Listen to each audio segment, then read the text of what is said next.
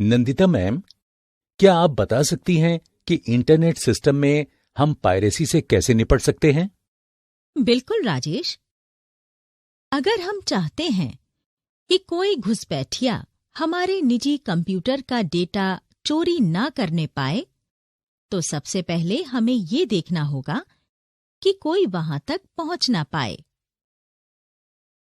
और हम ये कैसे कर सकते हैं मैम? ऐसा करने के लिए ये जानना जरूरी है कि इंटरनेट एक्सप्लोरर के लिए किस तरह के खतरे हैं। कौन कौन से खतरे हैं मैम?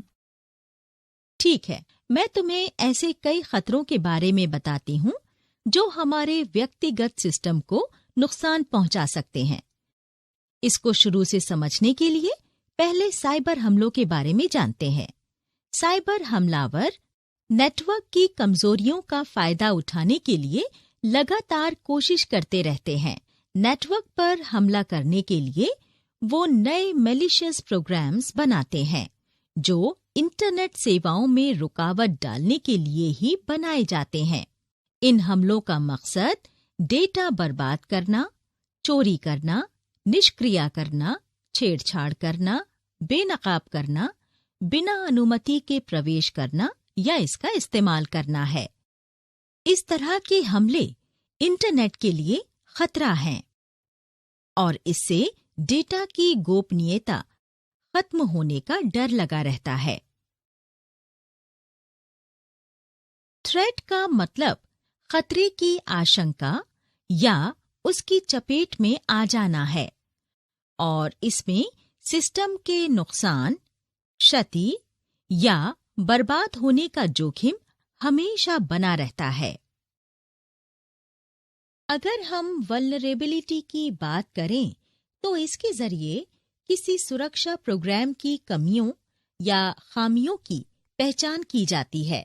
हमलावर इन खामियों का फायदा उठाकर सिस्टम में बिना अनुमति के ही प्रवेश करना चाहते हैं। इन साइबर हमलों में ज्यादातर का मकसद गोपनीयता, अखंडता या उपलब्धता को नुकसान पहुंचाना है, क्योंकि ये तीनों सुरक्षा के मुख्य स्तंभ हैं, जिन्हें हम CIA ट्राइड कहते हैं। इस वजह से हमारे लिए ये जानना बहुत जरूरी है कि हम साइबर सुरक्षा से जुड़े कुछ जरूरी नियमों के बारे में जानकारी रखें। नंदिता मैम, ये साइबर हमलावर नेटवर्क को मैलिशियस कामों के लिए क्यों बर्बाद करते हैं? क्योंकि उन्हें लगता है ऐसा करके वो पैसा कमा सकते हैं। ओह, तो फिर हम इन खतरों से कैसे बच सकते हैं? ये जानने के लिए हमारा उन तरीकों के बारे में जानना जरूरी है जिनके जरिए घुसपैठिए हमारे सिस्टम में घुस जाते हैं। मैं तुम्हें कुछ तरीकों के बारे में बताती हूँ जिनसे तुम बच के रहना। सबसे पहले तुम्हें ईमेल के जरिए मिलने वाले खतरे के बारे में बताती हूँ। क्या ईमेल भेजने या प्राप्त करने से भी हमारा सिस्टम खराब हो सकता है मैम? हाँ राजेश, इसकी पूरी आशंका है। उनमें से कुछ ये रहे। जब ईमेल की बात आती है तो सबसे ज्यादा खतरा स्पैम मेल्स के जरिए आता है। कई एजेंसियां स्पैम मेल्स बनाती हैं और काफी बड़ी संख्या में उपयोगकर्ताओं को भेज देती हैं। अगर हम भेजे गए और मिलने वाले ईमेल्स की गिनती करें तो ईमेल ट्रैफिक का 70% से ज्यादा ईमेल जंक या स्पैम में होता है और इन्हें सेंधमारी करने वाली एजेंसियां भेजती हैं। स्पैम मेल्स की ज्यादातर ईमेल्स धोखाधड़ी करने के लिए भेजी जाती हैं। इनका मकसद किसी नेटवर्क में आए बेकसूर उपयोगकर्ता को फंसाना है। उनका सिर्फ एक ही मकसद है, धोखे से तुम्हारा निजी डेटा और जानकारी चोरी करना। तुम जानते होंगे, ईमेल भेजने या प्राप्त करने में कोई खर्च नहीं लगता है। इसी वजह से किसी की निजी जानकारी हासिल करने के लिए साइबर अपराधी इस माध्यम का खूब इस्तेमाल करते हैं। ईमेल्स में बहुत ज्यादा तकनीकी भी शामिल नहीं है और साइबर अपराधियों के लिए इसमें जोखिम भी कम है। इसीलिए साइबर अपराधी इसका फायदा उठा सकते हैं और लापरवाह उपयोगकर्ताओं को ईमेल्स भेजते रहते हैं। नेटवर्क और इसके उपयोगकर्ताओं से छेड़छाड़ के लिए धोखाधड़ी वाली एजेंसियां लुभाने वाले ईमेल्स बनाती हैं। ये ईमेल्स ऐसे लोगों को नकली मौके देती हैं जो इन एजेंसियों के बारे में शायद ही जानते हों। ये फर्जी ईमेल्स काफी बड़ी संख्या में उपयोगकर्ताओं तक पहुंचती हैं और इससे काफी फायदा होता है क्योंकि कई उपयोगकर्ता जिज्ञासा में इन ईमेल्स और इनके अटैचमेंट्स पर क्लिक कर देते हैं। इस तरह वे धोखाधड़ी के शिकार हो जाते हैं। आमतौर पर स्पैम मेल्स ऑनलाइन दोस्त बनाकर उनसे धोखाधड़ी करने के लिए बनाई जाती हैं। ये एक तैयार किए हुए असली वजह के लिए होती हैं, जैसे विदेश में रह रहे एक दोस्त को किराया देने या दूसरे बिल चुकाने के लिए पैसों की तुरंत जरूरत है। बेकसूर उपयोगकर्ता अक्सर इन ईमेल्स के झांसे में आ जाते हैं, बिना ये जाने कि ये एक धोखाधड़ी वाली एजेंसियों ने बनाया है। तो शुरुआती कामयाबी मिलने के बाद इस तरह की एजेंसियां और भी स्पैम मेल्स बनाकर बड़ी संख्या में उपयोगकर्ताओं को भेजने लगती हैं। वो ज्यादातर ऐसी ईमेल्स भेजती हैं जिनमें किसी के इलाज का बिल चुकाने या किसी अनजान लॉटरी ड्रॉ में बड़ी रकम जीतने या फिर किसी ईमेल सेवा प्रदाता ने अचानक से आपको बड़े विजेता के रूप में घोषित कर दिया है। इस तरह की बातें आपको ईमेल द्वारा कही जाती हैं। अच्छा, वो इतने फ्रॉड और खतरनाक हो सकते हैं? मुझे तो इस बारे में इतना पता ही नहीं था मैम। पर अब तो तुम्हें पता चल गया है ना राजेश। तो अनजान एजेंसियों का ईमेल खोलने से पहले सावधान रहना। आगे से मैं ये जरूर करूंगा मैम। तो क्या नेट इस्तेमाल करते समय अन्य दूसरे खतरे भी होते हैं मैम? हाँ राजेश, और भी हैं। मैं तुम्हें सोशल इंजीनियरिंग के बारे में बताती हूँ। सोशल इंजीनियरिंग, ये क्या होता है मैम? सोशल इंजीनियरिंग हमें कई संगठनों या समाज से जोड़ती है, पर उनमें से कुछ हमें एक बनावटी संकल्पना या प्रोग्राम के जरिए धोखा देने की कोशिश करेंगे। ये जरूरत के वक्त हमारी मदद करने की बात करते हैं। पर वो इंटरनेट पर ऐसा कैसे कर लेते हैं मैम? इसके कई तरीके हैं राजेश। मैं तुम्हें एक उदाहरण के जरिए समझाती हूँ।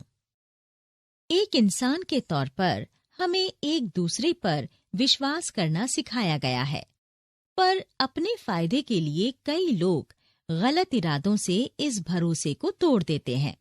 इसी तरह इंटरनेट पर ऐसे उपयोगकर्ता भी हैं जो दूसरों को धोखा देने या उनकी जानकारी चोरी करने के लिए उस नेटवर्क का गलत इस्तेमाल करते हैं।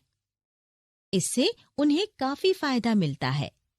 इसे ही सोशल इंजीनियरिंग कहते हैं।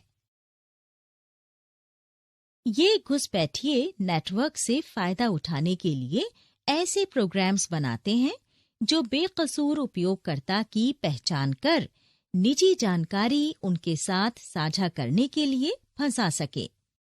एक बार उन्हें जानकारी मिल गई, फिर वो इसके जरिए उस इंसान से हेराफेरी करते हैं। उदाहरण के तौर पर किसी को एक फर्जी संगठन से शानदार नौकरी के लिए एक ईमेल आया।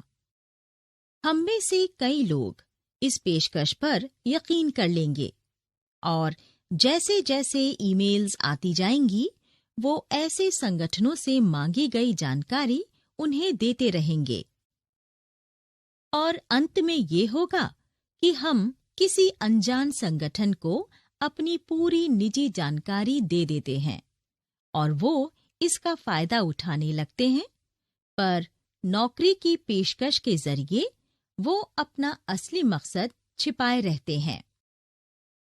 तो तुम समझे हमारी तरफ से क्या खतरा है? हाँ, ये तो सच में बहुत खतरनाक स्थिति है। हम कई कामों के लिए इंटरनेट का इस्तेमाल करते हैं। कई एजेंसियों से पेशकश या ईमेल्स आती रहती हैं। तो हमें इस तरह की गतिविधियों से बहुत सतर्क रहने की जरूरत है, मैम। सही कहा राजेश। इंटरनेट के जरिए हमारे व्यक्तिगत सिस्टम में घुसपैठ के कई तरीके हैं जिनका वो इस्तेमाल करते हैं। सच में? तो किसी नेटवर्क का इस्तेमाल करते वक्त सबसे कमजोर कड़ियां कौन सी हैं जिन पर हमला हो सकता है, मैम? ठीक है राजेश, मैं तुम्हें कई थ्रेट्स के बारे में बताती हूँ। दरअसल सोशल इंजीनियरिंग के जरिए किसी को धोखा देने के लिए उससे निजी या गोपनीय जानकारी ले ली जाती है और इसका इस्तेमाल धोखाधड़ी करने के लिए किया जाता है। स्पैम मेल के अलावा वो इसे और किन तरीकों से कर सकते हैं? जब भी इंटरनेट की बात होगी तो कई और तरीके हैं। मैं तुम्हें एक एक कर उनके बारे में बताती हूँ। कुछ आम तरीकों के अलावा फिशिंग, व्हेलिंग, बेटिंग और प्रीटेक्स्टिंग ईमेल्स के जरिए भी सोशल इंजीनियरिंग की जाती है। किसी आम उपयोगकर्ता के व्यक्तिगत सिस्टम में घुसपैठ करने के लिए घुसपैठिए आमतौर पर इन तरीकों का इस्तेमाल करते हैं। Phishing, whaling, baiting and pretexting emails, ये क्या होते हैं नंदिता मैम? ठीक है, मैं तुम्हें इन एहतियात के बारे में एक एक करके बताती हूँ। सबसे पहले फिशिंग ईमेल आता है। ये सोशल इंजीनियरिंग का सबसे आम तरीका है जिसके जरिए कोई घुसपैठिया हमारे सिस्टम को नुकसान पहुंचा सकता है। पर असल में ये फिशिंग क्या होती है, मैम? फिशिंग ईमेल्स ऐसी ईमेल्स होती हैं जिनके जरिए संवेदनशील जानकारी हासिल की जाती है, जैसे यूजर नेम्स, पासवर्ड्स और क्रेडिट कार्ड के विवरण। इनके जरिए तुम्हारे बैंक खाते से पैसे निकाल लिए जाते हैं। मैलिशियस लोग इन फिशिंग ईमेल्स को भेजते हैं और किसी ऐसे इंसान के रूप में अपनी पहचान कराएंगे जिन पर तुम यकीन कर सको। उदाहरण के तौर पर तुम्हें एक ऐसी ईमेल मिलती है जिसमें तुम्हें किसी एजेंसी का लॉटरी विनर बताया गया है। कोई भी मासूम उपयोगकर्ता ये जानने के लिए कि उसने क्या जीता है, इन फिशिंग मेल को देखने लगेगा। जैसे ही वो ईमेल खोलेगा, ये एजेंसियां तुम्हारे सिस्टम में घुसने के लिए एक प्रोग्राम भेजेंगी जिससे वो तुम्हारी जरूरी जानकारी चोरी कर सकें। ये एक बहुत ही आम तरीका है और लोग इसमें फंस जाते हैं। ओह, ये तो बहुत खतरनाक है नंदिता मैम। पर मेरी समझ में ये नहीं आया कि इसे फिशिंग क्यों कहते हैं। दरअसल फिश शब्द ठीक फिश की तरह ही बोला जाता है। फिशिंग ईमेल और मछुआरे में एक समानता है, ठीक वैसे ही जैसे वो पानी में चारा लगाकर एक हुक फेंकता है और उम्मीद करता है कि कोई मछली उसे खाने आएगी और हुक में फंस जाएगी। तो हम फर्जी एजेंसियों के बनाए किसी जाल में फंस सकते हैं जो इंटरनेट के जरिए हमारी निजी जानकारी लेना चाहते हैं। बिल्कुल राजेश, पर ये फर्जी एजेंसियां इंटरनेट पर और भी तरीकों का इस्तेमाल करती हैं।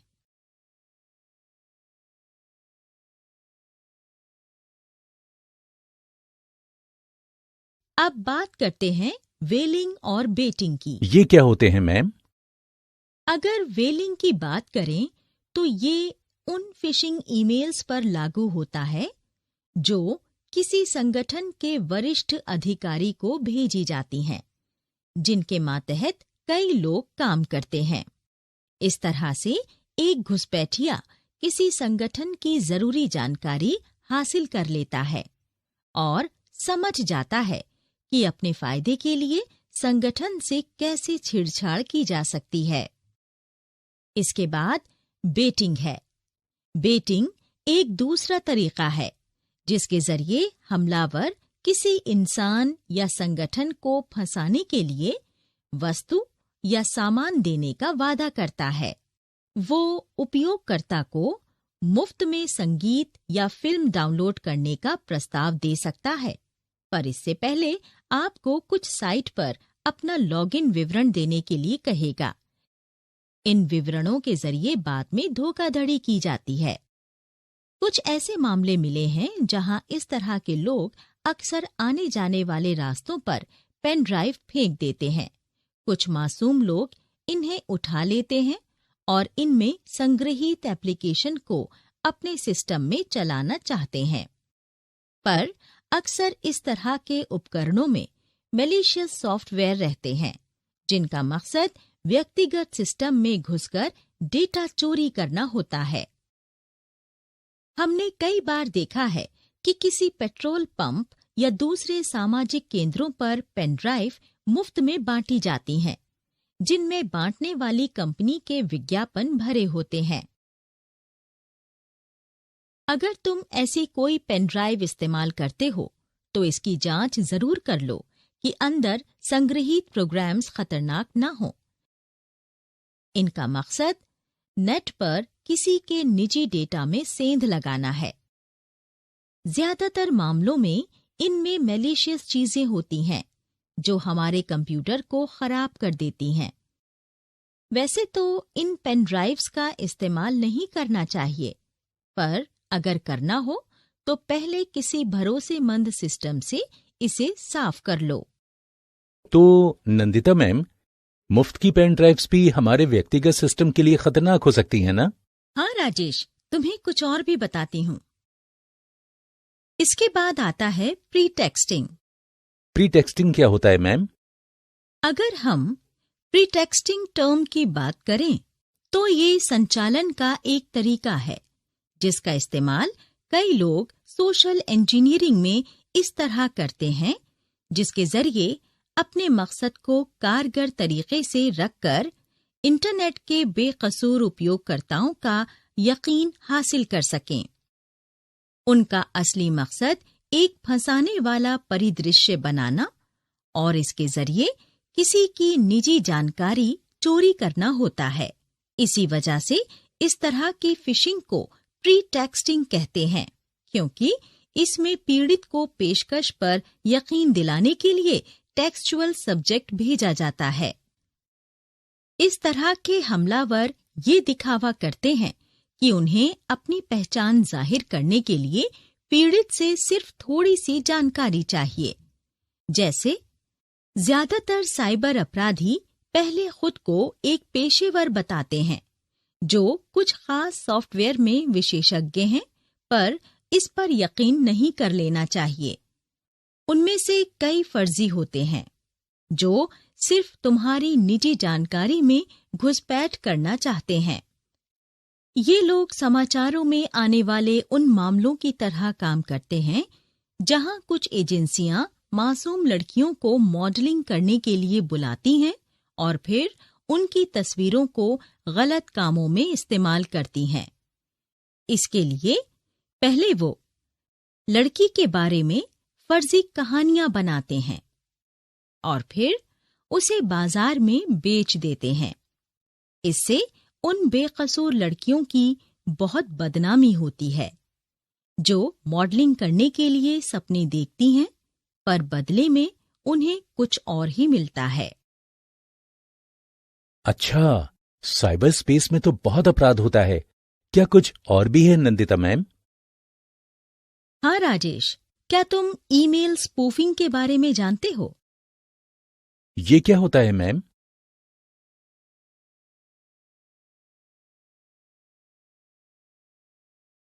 स्पूफिंग तुम अगर जानते हो तो स्पूफिंग एक तकनीक है जिसका इस्तेमाल साइबर अपराधी एक बेकसूर इंसान को जाल में फंसाने के लिए करते हैं। वो ऐसा कैसे कर लेते हैं नंदिता मैम?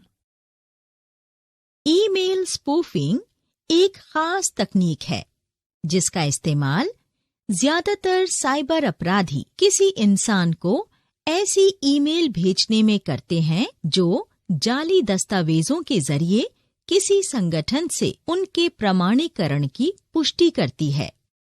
ये लोग ईमेल्स के लिए कोर प्रोटोकॉल की खामियों का फायदा उठाते हैं। वे नेटवर्क की कमजोर कड़ियों को खोजते हैं और फिर फर्जी ईमेल्स बनाकर उनकी साइट्स के निजी खाते में बल्क संदेश भेजकर उन्हें फंसाना चाहते हैं। कई उपयोगकर्ता जो इंटरनेट का ज्यादा इस्तेमाल नहीं करते, इनके झांसे में आ जाते हैं और इनके धोखे का आसान शिकार बन जाते हैं और अंत में अपनी कीमती जानकारी गंवा देते हैं। कभी-कभी वो ऐसे एड्रेस से भेजेंगे जो आपको जाना पहचाना लगेगा, पर तुम्हारे जाने पहचाने ईमेल से इस तरह के प्रस्ताव नहीं आ सकते। तो जब भी तुम्हें इस तरह के स्पूफ ईमेल्स मिलें, सतर्क रहना। ये तो बहुत ही बुरा है नंदिता मैम कि कुछ लोग बेकसूर लोगों की निजी जानकारी में सेंध लगाने के लिए इतना सारा जोखिम उठा सकते हैं मैम। ये तो इनके खेल का एक नमूना है राजेश। और भी चीजें हैं। मैलिशियस कोड्स और मॉलवेयर थ्रेड्स के बारे में जानते हो?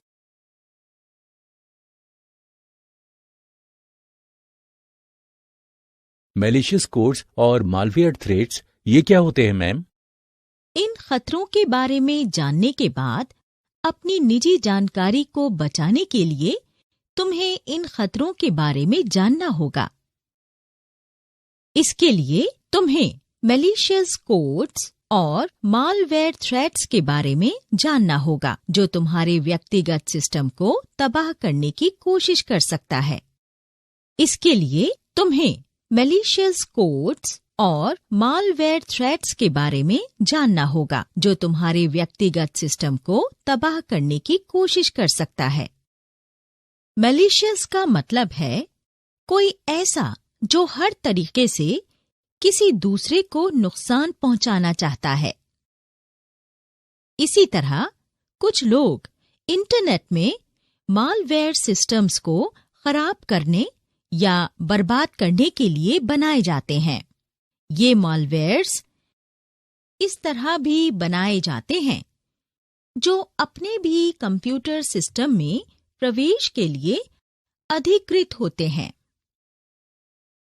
ये घुसपैठिए ऐसे प्रोग्राम्स बनाते हैं जो बड़ी संख्या में उन सिस्टम्स में घुसपैठ की कोशिश करते हैं जिन्हें आम लोग इस्तेमाल करते हैं, जिसके जरिए वो मालवेयर को फैला सकें या एक ऐसा प्रोग्राम बना दें हमें जिसकी जरूरत ना हो।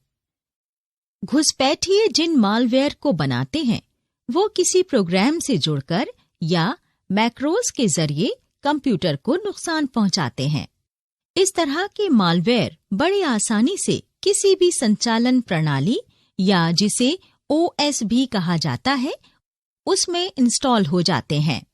कोई घुसपैठिया नेटवर्क में मौजूद किसी उपकरण या ब्राउजर और एक सॉफ्टवेयर के जरिए ये पता लगाता है कि तुम कौन सी साइट्स का अक्सर इस्तेमाल करते हो और तुम्हारे सिस्टम में वो घुसपैठ कर सकता है। ज्यादातर इंटरनेट उपयोगकर्ता अनजाने में कुछ ऐसी साइट्स पर क्लिक कर देते हैं जो उन्हें फायदेमंद गिफ्ट्स वाली किसी साइट पर क्लिक करने के लिए कहती हैं और इन साइट्स के जरिए धोखाधड़ी की जाती है। इसलिए किसी भी साइट पर क्लिक करते वक्त सतर्क रहें। आपने बहुत जरूरी जानकारी दी है नंदिता मैम, पर मेरी समझ में ये नहीं आया कि इंटरनेट इस्तेमाल के दौरान इन खतरों को वर्गीकृत कैसे कर सकते हैं। ठीक है, मैं तुम्हें बताती हूँ कि नेटवर्क थ्रेट को कैसे वर्गीकृत कर सकते हैं।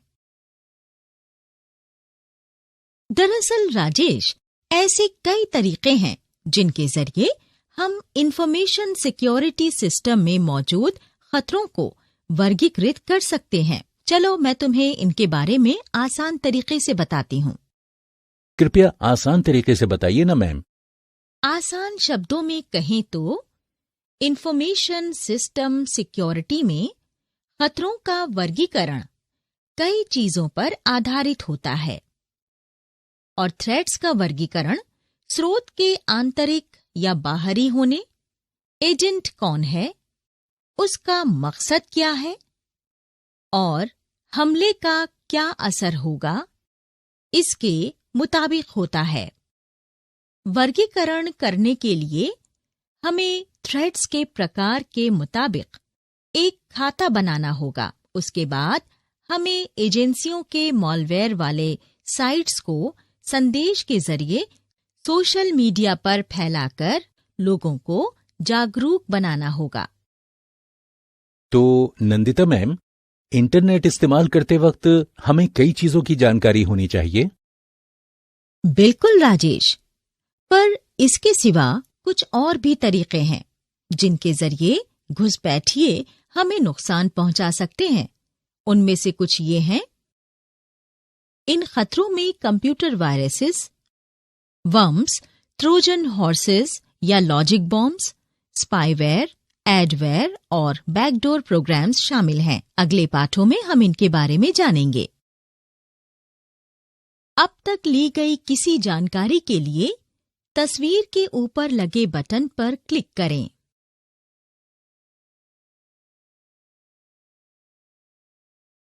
साइबर हमलावर बिना थके लगातार नेटवर्क की कमजोरियों का फायदा उठाने में लगे रहते हैं।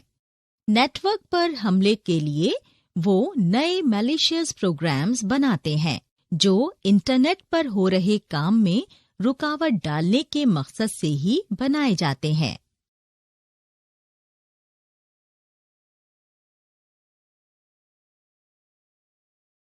स्पैम मेल्स कई एजेंसियां बनाती हैं और बड़ी संख्या में उपयोगकर्ताओं को भेज देती हैं।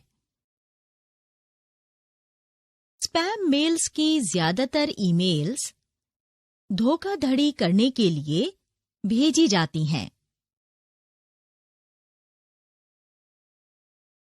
इनका मकसद किसी नेटवर्क में आए कम जानकार उपयोगकर्ता को फंसाना होता है। उनका सिर्फ एक मकसद है, धोखे से तुम्हारे निजी डेटा और जानकारी की चोरी करना। इंटरनेट पर ऐसे उपयोगकर्ता भी हैं जो दूसरे लोगों को धोखा देने या उनकी जानकारी चोरी करने के लिए उस नेटवर्क का गलत इस्तेमाल करते हैं। इससे उन्हें काफी फायदा मिलता है। इसे ही सोशल इंजीनियरिंग कहते हैं। ये घुसपैठिए नेटवर्क से फायदा उठाने के लिए ऐसे प्रोग्राम्स बनाते हैं जो बेकसूर उपयोगकर्ता की पहचान कर निजी जानकारी उनके साथ बांटने के लिए फंसा सके। एक बार उन्हें जानकारी मिल गई, फिर वो इसके जरिए उस इंसान से हेराफेरी करते हैं। फिशिंग ईमेल ऐसी ईमेल्स होती हैं जिनके जरिए संवेदनशील जानकारी हासिल की जाती है, जैसे यूजर नेम्स, पासवर्ड्स और क्रेडिट कार्ड का विवरण। इनके जरिए तुम्हारे बैंक खाते से पैसे निकाल लिए जाते हैं।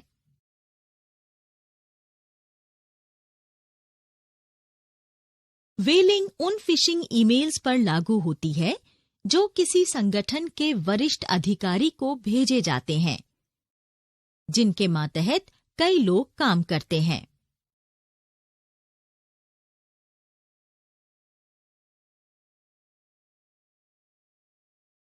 स्पेयर फिशिंग फिशिंग ईमेल का ही एक रूप है जो कम उपयोगकर्ताओं को भेजा जाता है, पर इसमें ईमेल को बनाने में ज्यादा मेहनत की जाती है, जिससे लगे कि ईमेल किसी बहुत प्रामाणिक साइट से आया है और संगठन का ही है।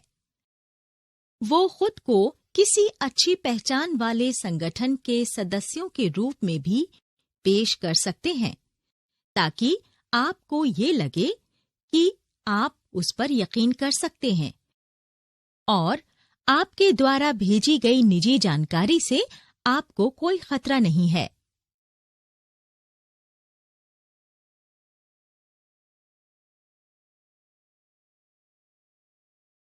बेटिंग एक दूसरा तरीका है जिसके जरिए हमलावर किसी इंसान या संगठन को फंसाने के लिए वस्तु या सामान देने का वादा करता है। वो उपयोगकर्ताओं को मुफ्त संगीत या फिल्म डाउनलोड करने का प्रस्ताव दे सकते हैं, पर इससे पहले आपको कुछ साइट पर अपना लॉगिन विवरण देने के लिए कहेंगे। इन डिटेल्स के जरिए बाद में धोखाधड़ी की जाती है।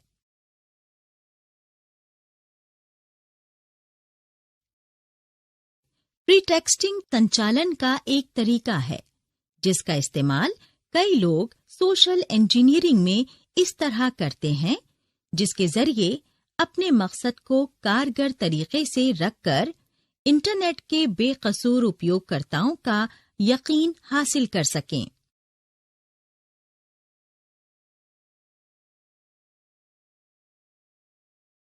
ईमेल स्पूफिंग एक खास तकनीक है जिसका इस्तेमाल ज्यादातर साइबर अपराधी किसी इंसान को ऐसी ईमेल भेजने में करते हैं जो जाली दस्तावेजों के माध्यम से किसी संगठन से उनके प्रामाणिकता की पुष्टि करती है।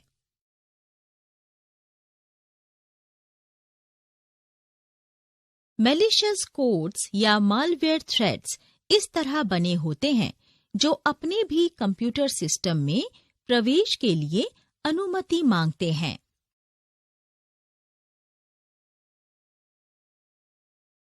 चलो स्पेयर फिशिंग से शुरू करते हैं। Spear phishing? तुम्हारी जानकारी के लिए बता दूं, स्पेयर फिशिंग फिशिंग ईमेल का ही एक रूप है जो कम उपयोगकर्ताओं को भेजा जाता है, पर इसमें ईमेल को बनाने में ज्यादा मेहनत की जाती है, जिससे लगे कि ईमेल किसी बहुत प्रामाणिक साइट से आया है और संगठन का ही है।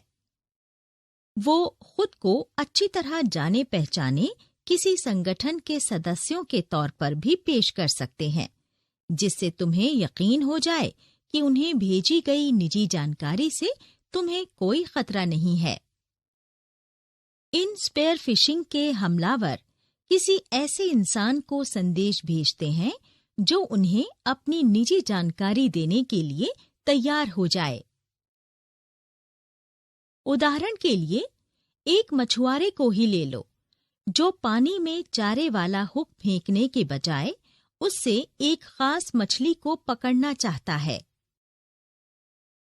हमलावर भी सोशल मीडिया से जुटाई गई जानकारी का इस्तेमाल कर अपना शिकार चुनने में काफी मेहनत करते हैं और ईमेल्स प्रामाणिक लगें इसके लिए नकली या धोखे वाले एड्रेसेस का इस्तेमाल करते हैं। राजेश, ये याद रखना, यहाँ तक कि ईमेल भेजने वाला पूरी तरह पेशेवर और किसी प्रतिष्ठित संगठन से जुड़ा हुआ लग सकता है, पर वो भी फर्जी हो सकते हैं। ये तो बहुत ही खतरनाक है मैम। वो किन और तरीकों से हमें नुकसान पहुंचा सकते हैं? इस तरह के लोगों को समझने के लिए तुम्हें पहले वेलिंग और बेटिंग के बारे में जानना होगा। वेलिंग एंड बेटिंग, क्या ये दोनों भी फिशिंग की ही तरह काम करते हैं मैम? बिल्कुल राजेश, मैं तुम्हें वेलिंग और बेटिंग के बारे में और जानकारी देती हूँ। बेशक दुनिया भर में कई संगठनों के ईमेल सेवा प्रदाता का इस्तेमाल किया जाता है, पर कई लोगों को विश्वसनीय साइट से भी फर्जी ईमेल्स आती हैं, जिसके जरिए उनके व्यक्तिगत सिस्टम पर वायरस हमला किया जाता है या उनके कीमती डेटा की चोरी की जाती है। इसलिए साइबर स्पेस में वेलिंग और बेटिंग के बारे में जानना जरूरी है।